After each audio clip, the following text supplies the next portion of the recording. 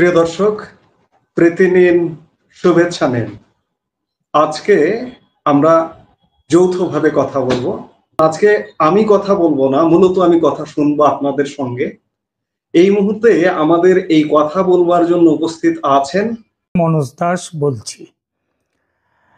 বাংলাদেশের জাতীয় নিরাপত্তা উপদেষ্টা খলিলুর রহমান দিল্লি এসেছেন এবং তার এই দিল্লি সফরে তিনি কি করছেন, কি কথা হলো ভারতের জাতীয় নিরাপত্তা উপদেষ্টার সঙ্গে, এই সব বিষয় নিয়ে শুধু ভারত নয়, বাংলাদেশেরও বিভিন্ন সংবাদপত্র, ইউটিউব, তাদের মধ্যে জল্পনার শেষ নেই।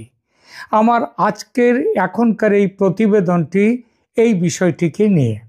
আপনারা জানেন, বাংলাদেশের জাতীয় নিরাপত্তা উপদেষ্টা খলিলুর রহমান দিল্লি এসেছেন তার ভারতের কাউন্টার পার্ট অজিত ডোভালের সঙ্গে কথা বলতে।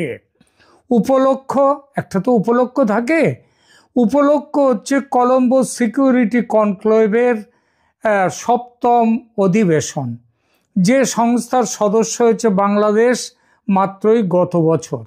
একেবারেই সাধারণ একটি সম্মেলন।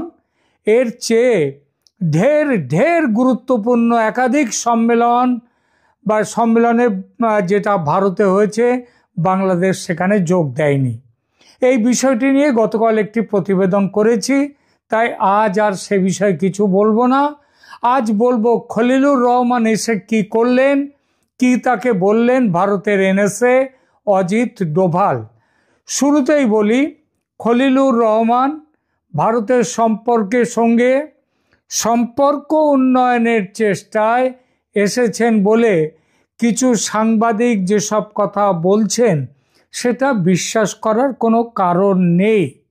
তিনি কলম্বো কনক্লেভে যোগ দিতে এসেছেনও যারা বলছেন, সেটাও আসল কারণ নয়। এটা একদম আইওয়াশ। তাহলে খলিলুর রহমান এলেন কেন দিল্লিতে? কেন অজিত ডোভালের সঙ্গে বৈঠক করলেন? আবার দেখুন, এই বৈঠকের জন্য খলিলুর সাহেব এতই উতলা ছিলেন যে একদিন আগেই উড়ে এলেন ভারতে। এইসব ঘটনা একটা ইঙ্গিতই দেয়, সেটা হলো বৈঠকটি নিয়ে খুবই উত্তেজিত বা সিরিয়াস ছিলেন খলিলুর রহমান। এবং খলিলুর রহমান সিরিয়াস হওয়া মানে মোহাম্মদ ইউনূসের সিরিয়াস হওয়া, আর ইউনূস সিরিয়াস হওয়া মানে বাংলাদেশের বর্তমান শাসকদের এবং যে দলগুলো এই সরকারের সঙ্গে আছে তারা সবাই সিরিয়াস। ওই জামাত, বিএনপি, এনসিপি এরা সব সিরিয়াস। মনে রাখা ভালো, খলিলুরের সফরে জামাতের আপত্তি থাকলে এই সফরে তিনি আসতেন না। পরের প্রশ্ন তাই স্বাভাবিকভাবে আসে, কি সেই দরকার যার জন্যে খলিলুর রহমান একেবারে ছুটতে এলেন? বলা হচ্ছে অজিত ডোভালের আমন্ত্রণ পেয়ে এসেছেন তিনি। আমন্ত্রণ কিন্তু গেছে ওই কলম্বো কনক্লেভের আয়োজক দেশ হিসেবে, কোনো ব্যক্তিগত ভালোবাসাবাসী থেকে নয়। এর আগে গত অক্টোবরে, এই 1 মাস আগে, এবারের চেয়ে অন্তত 100 গুণ বেশি 2টি আন্তর্জাতিক সম্মেলন হয়েছিল দিল্লিতে। যথারীতি নিমন্ত্রণ গিয়েছিল বাংলাদেশে। আসার কথা ছিল সেনা প্রধান ওয়াকারুজ্জামানের, তিনি আসেননি। এর অর্থ খলিলুর কথা বলতে চেয়েছেন ভারতের সঙ্গে, মানে মোহাম্মদ ইউনূস সাহেব কথা বলতে চেয়েছেন ভারতের সঙ্গে।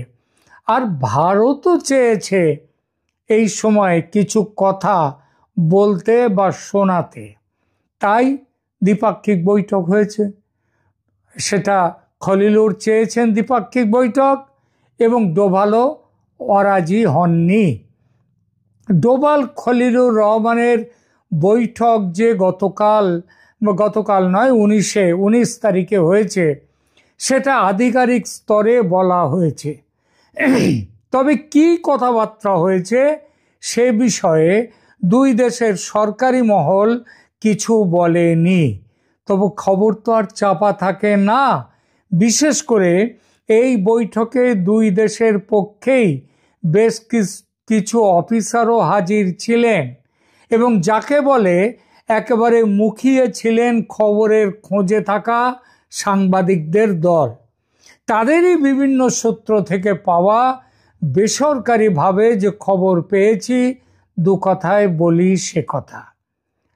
বার্তালাপের পশ্চাৎপটে ছিল ভারতের পক্ষ থেকে মুখ্যত তিনটি বিষয়।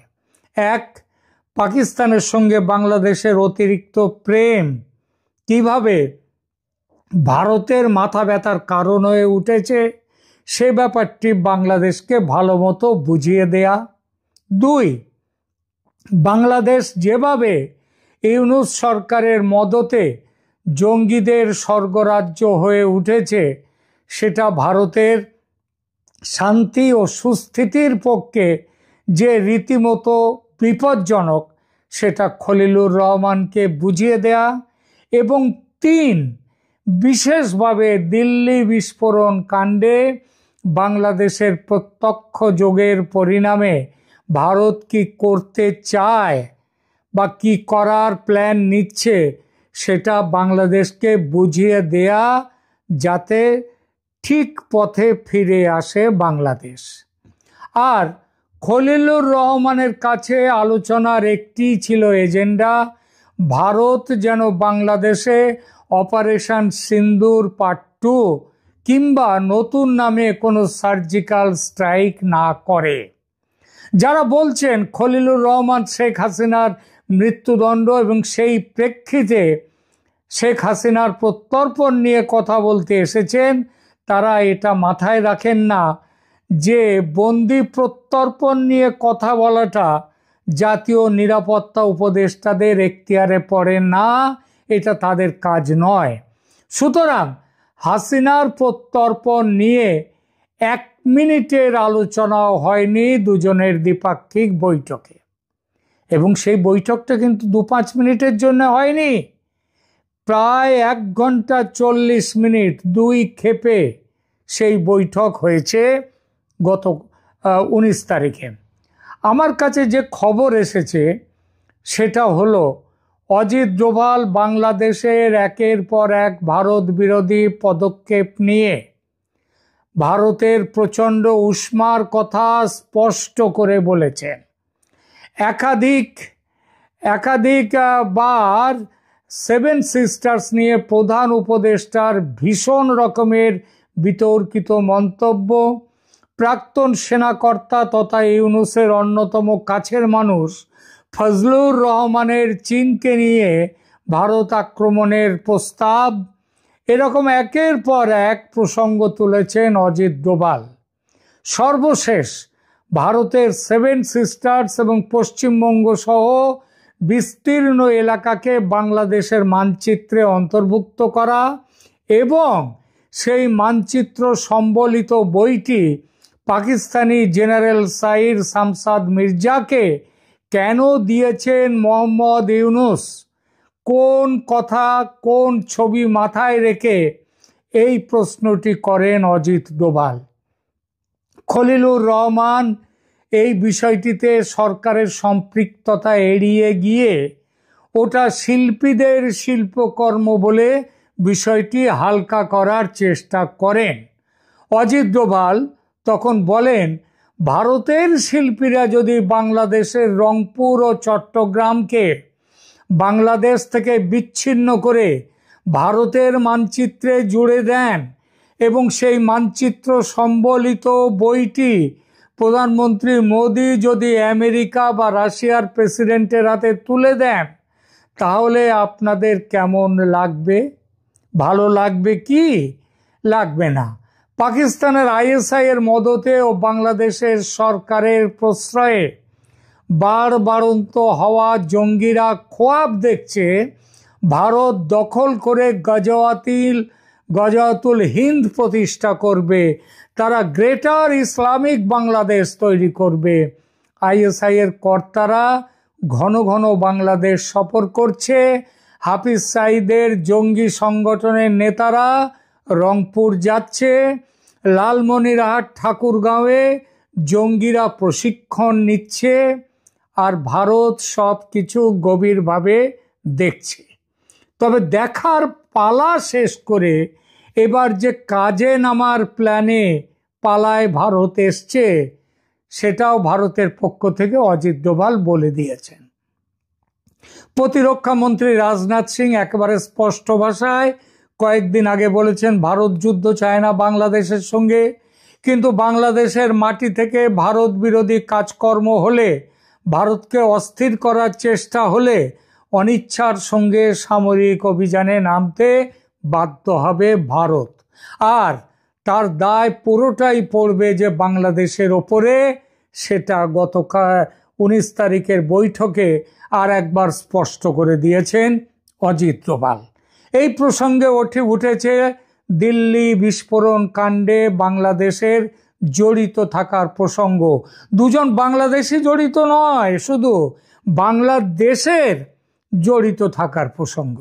ভারতীয় গোয়েন্দারা জেনেছেন শুধু দুজন বাংলাদেশি যে বোমা বিস্ফোরণ কাণ্ডে ফ্রন্টম্যান ছিল তাই নয়, এই ষড়যন্ত্রে বাংলাদেশের সন্ত্রাসবাদীদের সঙ্গে দুজন সরকারি উচ্চপদস্থ কর্মকর্তাও ছিলেন। তাদের পুরো নাম ধাম খলিলুর রহমানকে দিয়েছেন অজিত ডোভাল।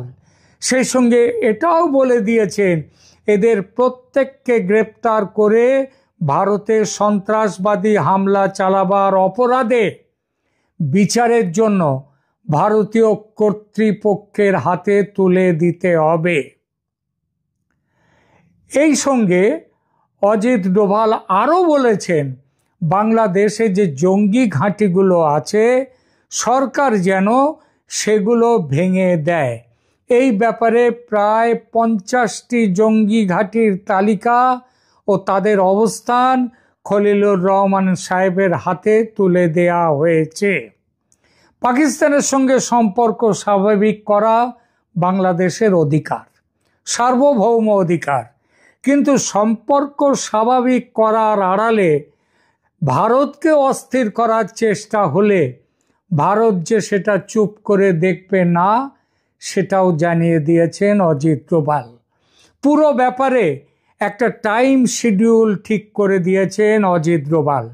শুনতে পাচ্ছি আগামী 15 দিনের মধ্যে, কেউ কেউ বলছেন নাকি 20 দিনের মধ্যে, যাই হোক 15 বা 20 যাই হোক, বাংলাদেশ থেকে সদর্থক জবাব না পেলে সামরিক অভিযানে নামতে বাধ্য হবে ভারত। সেই অভিযান সার্জিক্যাল স্ট্রাইকের চেয়ে কিছুটা বেশি হবে বলে মনে করছেন বিশেষজ্ঞরা। কেমন হবে সেই অভিযান? প্রথমত জঙ্গি ঘাঁটি গুড়িয়ে দিতে সার্জিক্যাল স্ট্রাইক, এবং once for all Siliguri corridor বা চিকেন স্নেক এই সুযোগে চিরদিনের মতো চওড়া করে নেয়া। মানে সেটা করতে গেলে পুরো রংপুর ডিভিশনকে ভারতে যুক্ত করে নেয়া।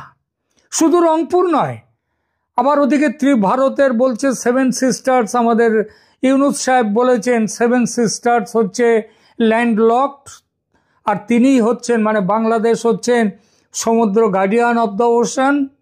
সুতরাং ত্রিপুরা থেকে সিধা সমুদ্রে যাওয়ার দূরত্ব মাত্র 28 কিলোমিটারের মতো। এই জায়গাটা ওই নদীর ব্রিজটা, ফেনীর ব্রিজটা নিয়ে নিতে পারলে, এটা নিয়ে নিলে 7 সিস্টার্স সমুদ্রের সঙ্গে যুক্ত হবে আর চট্টগ্রাম চলে যাবে বাংলাদেশ থেকে। আর বাংলাদেশ 3 দিক নয়, তখন 4 দিক দিয়ে ঘেরাবন্দি হবে ভারতের কাছে। এই খবর শেখ হাসিনার কানে যে পৌঁছয়নি তা নয়, তিনি আপ্রাণ চেষ্টা চালাচ্ছেন বাংলাদেশকে অক্ষত অবিভক্ত রাখতে, কারণ তিনিও তো এটা মানতে পারেন না। কিন্তু তার তো আবার ফাঁসির আদেশ হয়ে গেছে। ভারতকে ঠেকাবার ক্ষমতাই যে তার হাতে নেই। খলিলুর রহমান দেশে ফিরবার পর ইউনুসকে সব বলবেন, তবে মাঝখানে মাত্র 15 কিংবা 20 দিন। তার মধ্যে বাংলা সরকারকে ঠিক করতে হবে তারা দেশকে অখণ্ড রাখতে চায় নাকি বেশ কয়েকটা ভাগে ভাগ করতে চায়। ভারতের বেঁধে দেওয়া টাইম বোমা কিন্তু টিক টিক টিক টিক করে চলছে। এখন সিদ্ধান্ত বাংলাদেশের, বাঁচতে চায় না মরতে চায়। ধন্যবাদ।